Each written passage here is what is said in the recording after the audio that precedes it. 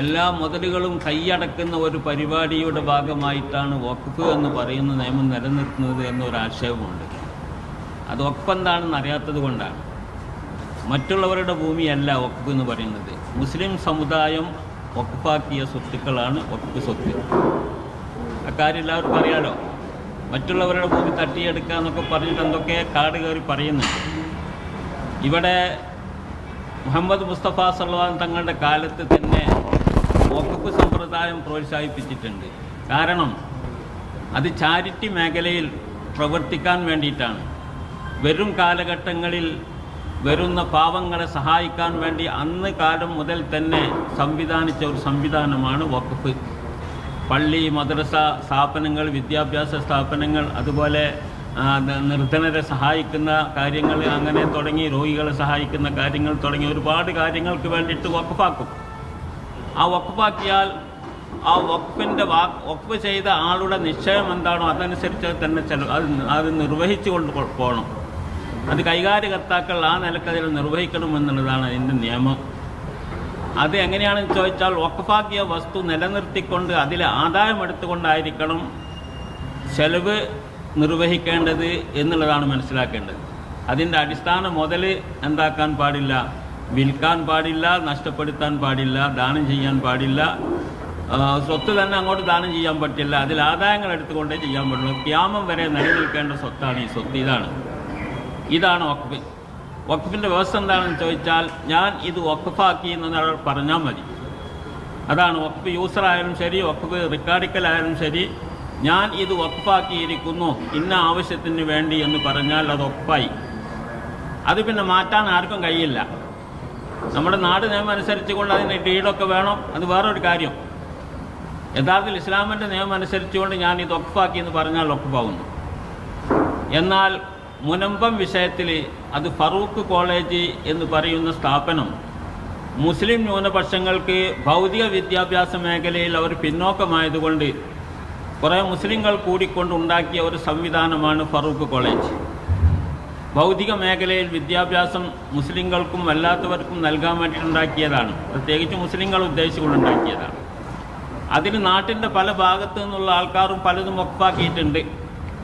ആ കൂട്ടത്തിൽ കോഴിക്കോട് ഫറൂഖിൽ കിടക്കുന്ന ഒരു സ്ഥാപനത്തിന് തന്നെ അന്ന് ഇവിടെ എവിടെയും അങ്ങനെ ഒരു സ്ഥാപനവും പ്രസ്ഥാനവും ഇല്ലാത്തത് കൊണ്ടാണ് ഇവിടെ കിടക്കുന്ന ഈ എറണാകുളത്ത് നടക്കുന്ന സിദ്ദീഖ് ഷെട്ടു എന്ന് പറയുന്ന മഹാമനുഷ്യൻ, അദ്ദേഹത്തിൻ്റെ വലിയ ഒരു സമ്പത്ത് 404 ഏക്കർ 56 സെൻറ്റ് അദ്ദേഹം വഖഫാക്കി.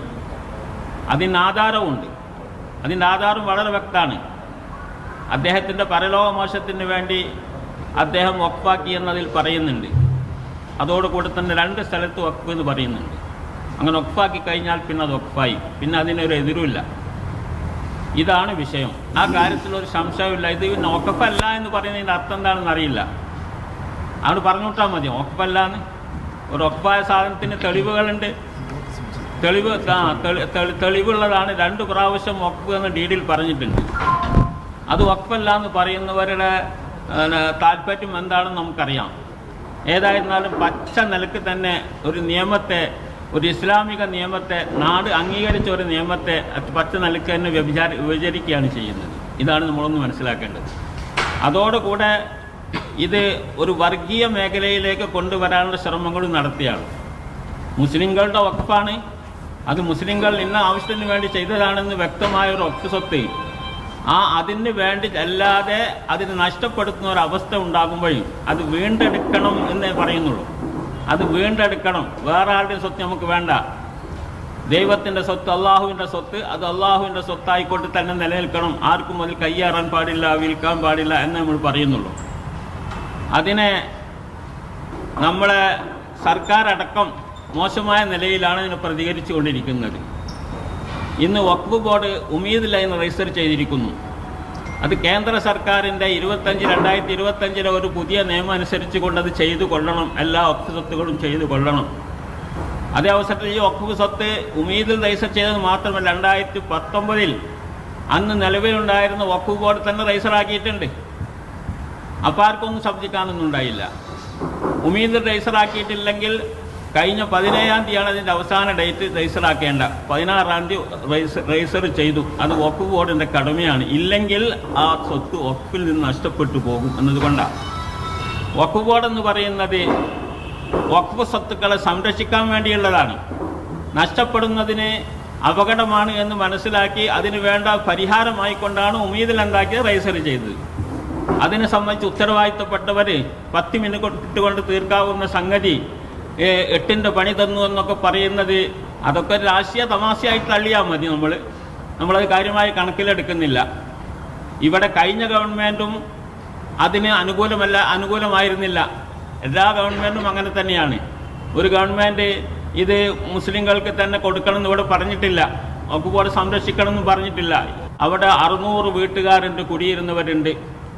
അവരെ സംരക്ഷിക്കാൻ വേണ്ടിയിട്ടുള്ള കണ്ണീർ പൊഴിക്കലാണ്. ഈ കണ്ണീർ പൊഴിക്കൽ നമുക്കറിയാം. നമ്മളും ഉണ്ടാക്കുന്നില്ല, അവരെ അനാഥരാക്കണം നമ്മൾ പറയുന്നില്ല. മുസ്ലിം സംഘടനകളുടെ ഒരു യോഗമാണെന്ന് ഇവിടെ കൂടിയിരിക്കുന്നത്. അവരുടെ തീരുമാനം അനുസരിച്ച് അവരും സംരക്ഷിക്കപ്പെടേണ്ടവരാണ്. കാരണം അവരിൽ പലരും വഞ്ചിക്കപ്പെട്ടവരാണ്. അത് വിൽക്കാൻ പറ്റിയ സ്വത്താണെന്ന നിലക്കാണ് ഫറൂഖ് കോളേജിൻ്റെ ഉത്തരവാദിത്തപ്പെട്ടവർ മുക്തിയാർ കൊടുത്തുകൊണ്ട് ഒരാളെ ഏൽപ്പിച്ചത്. ആ മുക്തിയാർ വിൽപ്പന നടത്തി, കുറേ അദ്ദേഹം എടുത്തു, കുറേ വേറെ ആൾ കയ്യേറി, ഇങ്ങനെയൊക്കെ പോവുകയാണ്.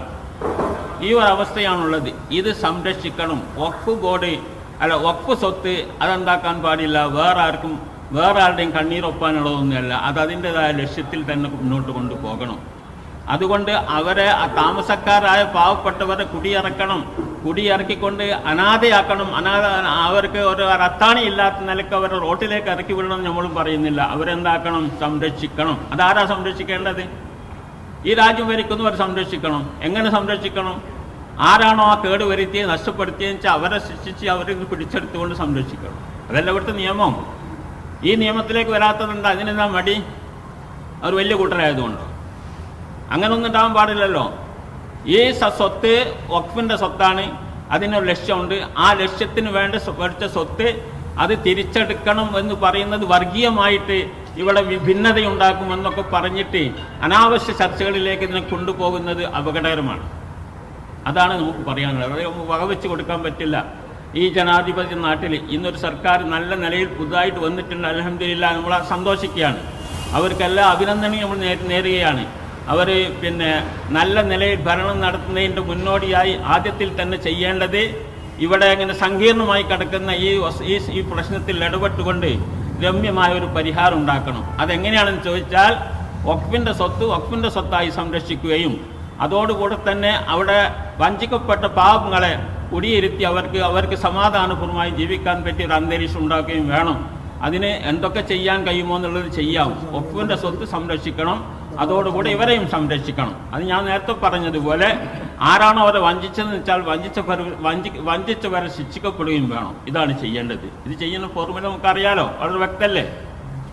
അപ്പോൾ അതുകൊണ്ട് എന്താക്കണം? ആ ഒരു നിലയിലേക്ക് പോവുക എന്നുള്ളതാണ് ഇതിൻ്റെ നേരായ നീതി. അതാണ് ആ നീതിയിലേക്ക് എല്ലാവരും വിശ്വസിക്കുകയാണ്. ഇതാണ് ഇതിനെ സംബന്ധിച്ച് നമുക്ക് പറയാനുള്ളത്. ഇൻഷാ അല്ലാഹ് ഇത് സംബന്ധമായിട്ട് മുഖ്യമന്ത്രിയെ കാണും. അത് ഞങ്ങളിന്നിവിടെ കൂടിയിട്ട് അതിനൊരു സമിതി ഉണ്ടാക്കിയിട്ടില്ല. ആ സമിതി മുഖ്യമന്ത്രിയെ കണ്ട് ഈ ആവശ്യം നമ്മൾ ധരിപ്പിക്കും. ധരിക്കാത്തത് കൊണ്ടോ എന്തോന്ന് അറിയില്ല. ഏതായാലും ആവശ്യം നമ്മൾ ധരിപ്പിക്കും. വഴിവിട്ടു പോകുന്ന രൂപത്തിലുള്ള ചർച്ചകളൊക്കെ അവസാനിപ്പിക്കാൻ എല്ലാവരും തയ്യാറായാൽ നല്ലതാണ്. മീഡിയകൾക്ക് അറിയാലോ ഈ വിഷയം വളരെ സുതാര്യമാണ്. ആരാൻ്റെ സ്വത്തെടുത്തിട്ട് മറ്റുള്ളവരെ കണ്ണീരൊപ്പലല്ലോ വേണ്ടത്. അവരെ കണ്ണീരൊപ്പണം. അതോടുകൂടെ മുതലിൻ്റെ ഉടമക്ക് മുതലും തിരിച്ചു കൊടുക്കണം എന്നുള്ള ഒരു വളരെ ലളിതമായ ഒരു ന്യായം അത് മാത്രമാണ് പറയാനുള്ളത് എന്നുള്ളതാണ്. ഇതിന് എല്ലാവരുടെയും പ്രത്യേകിച്ച് മീഡിയകളുടെ ഒക്കെ വളരെയധികം സഹകരണം വേണം. അല്ലാതെ ഇവിടെ ഞങ്ങളെ സംബന്ധിച്ചിടത്തോളം മറ്റൊരു സമുദായത്തെ വേദനിപ്പിക്കുന്ന ഒരു വിഷയമൊന്നും ഇവിടെ ഇതിലില്ല. ഈ സമുദായത്തെ വേദനിപ്പിക്കാൻ പാടില്ല എന്ന് പറയേണ്ടവരാണ് ഇവിടുത്തെ സർക്കാരും ഇവിടെ ജനാധിപത്യ വിശ്വാസികളായ എല്ലാ മനുഷ്യരും. ആ നിലയ്ക്ക് വരേണ്ടതാണ്. അതിലേക്ക് എല്ലാവരെയും ശ്രദ്ധ ക്ഷണിക്കുകയാണ്.